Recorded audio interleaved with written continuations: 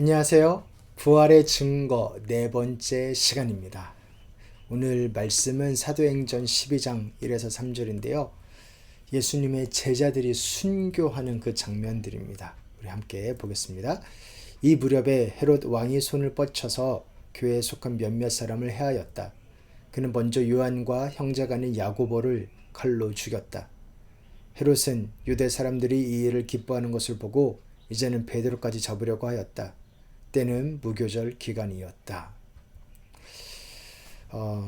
혹시 거짓말을 위해서 어디까지 하실 수 있겠나요? 내가 거짓말인 줄 알아요.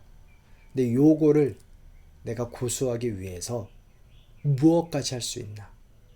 네, 무엇까지 할 수 있나? 예를 들어 이단이라고 해봅시다. 교주가 거짓말 치는 걸 알아요. 여기는 거짓말쟁이에요. 진짜 하나님의 사람 신의 그게 아니에요. 진짜로 영생하지도 않아요. 근데 그 교주를 지키기 위해서 그 세월을 이렇게 지키기 위해서 어디까지 할 수 있을까? 남들이 뭐라고 하면 아니야 왜냐면 이렇게 내가 잘못된 거를 인정하기 창피하니까 그럴 수는 있어도 그 거짓말쟁이인 교주를 위해서 이단을 위해서 목숨까지 바칠 수 있을까요? 사실 그건 말도 안 됩니다. 근데 예수님의 부활 중에 가장 강력한 증거는 저는 예수님이 부활했다는 거를 이렇게 점점 더 공부할수록 열심히 더 믿게 되는데요. 제가 초반에 이거구나 라고 확 믿어졌을 때가 무엇이었냐면 제자들이 변했습니다. 제자들이 그렇게 겁쟁이고 예수님 십자가에 못 박히실 때 다 도망갔던 제자들이 나중에는 순교까지 합니다. 자신의 목숨을 바칩니다. 그렇게 말도 안 되게 바뀌었어요. 이거는 옆에서 살살살살 꼬신다고 될 일이 아닙니다. 정말 엄청난 일이 일어났던 겁니다. 예수님이 부활하신 예수님을 만난 겁니다. 그들은 정말 도망자였는데요. 실패자였는데요. 예수님이 체포되셨을 때 수제자였던 베드로는 숨는다고 숨지도 못하고 쫄래쫄래 쫓아가다가 예수님을 3번이나 부인했습니다. 나중에는 저주까지 했습니다. 네. 그런데 예수님 다시 살아나셨다는 소식을 들었어도 어떻게 못하다가 결국에 예수님께서 다시 살아나신 예수님께서 베드로를 찾아가시고 내가 나를 사랑하느냐 그렇게 이렇게 세우시니까 인간이 바뀌었습니다. 네. 그들은 정말로 스승을 위해서 복수를 그럴 용기도 없다는 자들이었습니다. 그런데 그렇게 자포자기하던 자들이 바뀐 거예요. 갑자기 이렇게 겁쟁이였고 소심했던 그들이 숨었던 그들이 갑자기 세상으로 튀어나와서 예수님 살아계시다.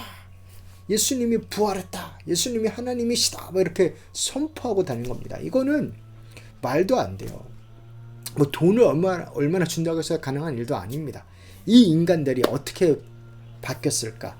정말 어떤 환상을 보고 아니면 어떤 조작을 단체적으로 해서 이렇게 바꾼 걸까? 그렇지 않습니다. 네, 실제로 죽었다가 다시 살아난 예수님을 만난 겁니다. 예수께서 죽은 사람들 가운데서 살아나신 뒤에 제자들에게 자기를 나타내신 것은 이번이 3번째였다. 예수님이 계속해서 그들 앞에 나타나셨습니다. 그들이 예수님을 하나님으로 믿게끔 하셨습니다. 그리고 나중에는 제자들이 보는 앞에서 하늘로 올라가셨지요. 네, 그러니까 예수님이 하나님 우편으로 올라가신 겁니다. 그러면서 제자들에게 지상대 명령을 맡기셨지요. 이렇게 해라.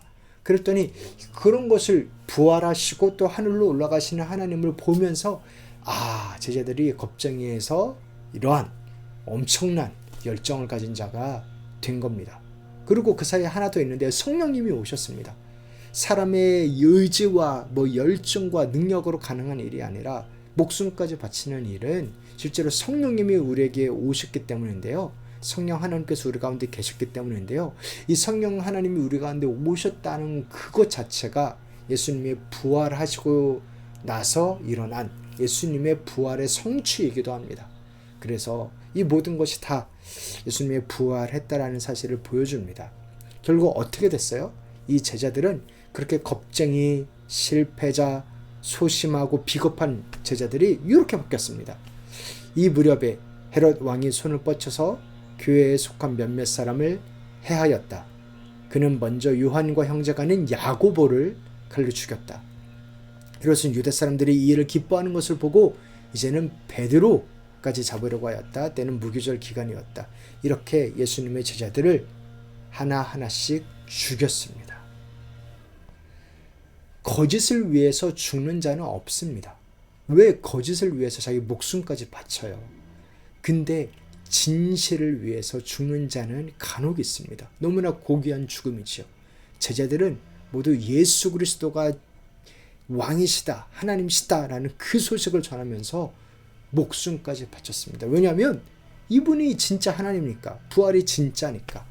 예를 들어 베드로는 이렇게 예수님처럼 십자가에 달려 죽었는데 거꾸로 달려서 죽었습니다. 그리고 또한 안드레는요, 그리스에서 이렇게 X자로 이렇게 십자가에 달린 상태로 그렇게 순교됐습니다. 야고보는요, 헤롯 왕에 의해서 칼로 배임을 당했습니다. 아까 함께 읽었던 그 사도행전 장면입니다. 빌립은요, 이렇게 소아시아에서 기둥에 매달린 채로 처형되었습니다. 바돌로메는요, 아르마니아에서 이렇게 살갗이 벗겨진 채로, 이 들고 있는 게 살갗입니다. 살갗이 벗겨진 채로 이렇게 순교를 당했다고 합니다.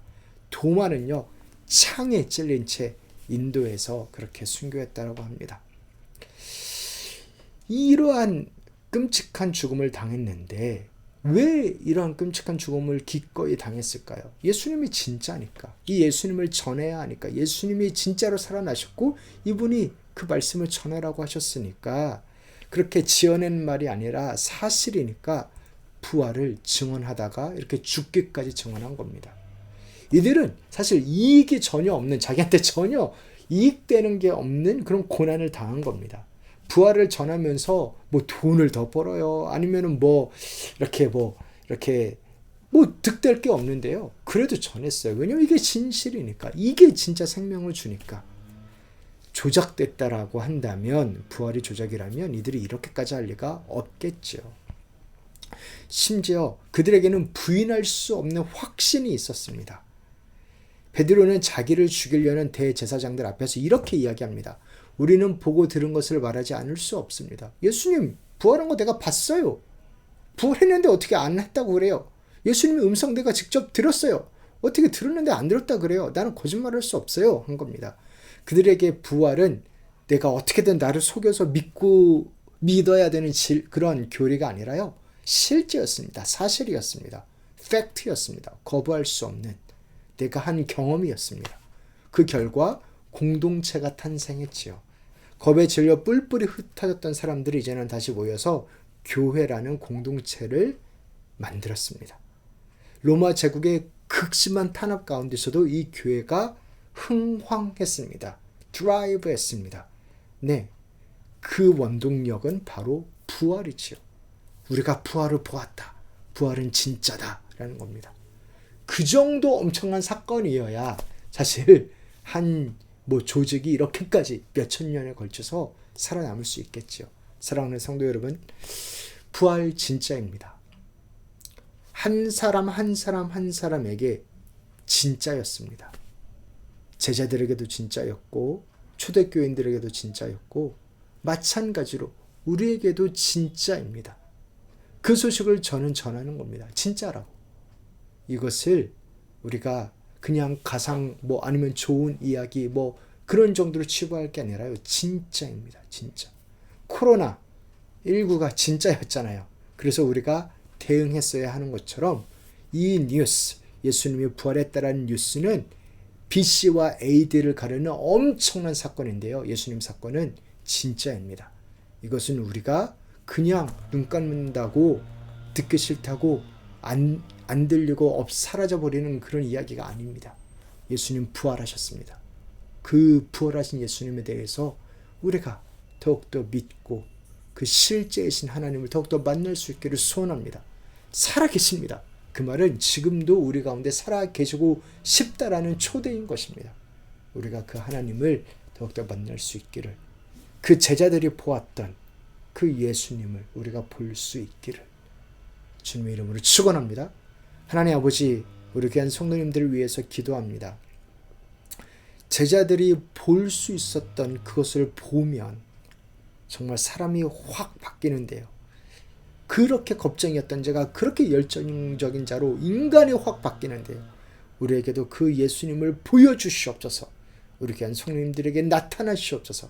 그리고 그 좋은 예수님을 만나시도록 주님 역사하여 주시옵소서. 감사드리며 거룩하신 예수님 이름으로 기도합니다. 아멘.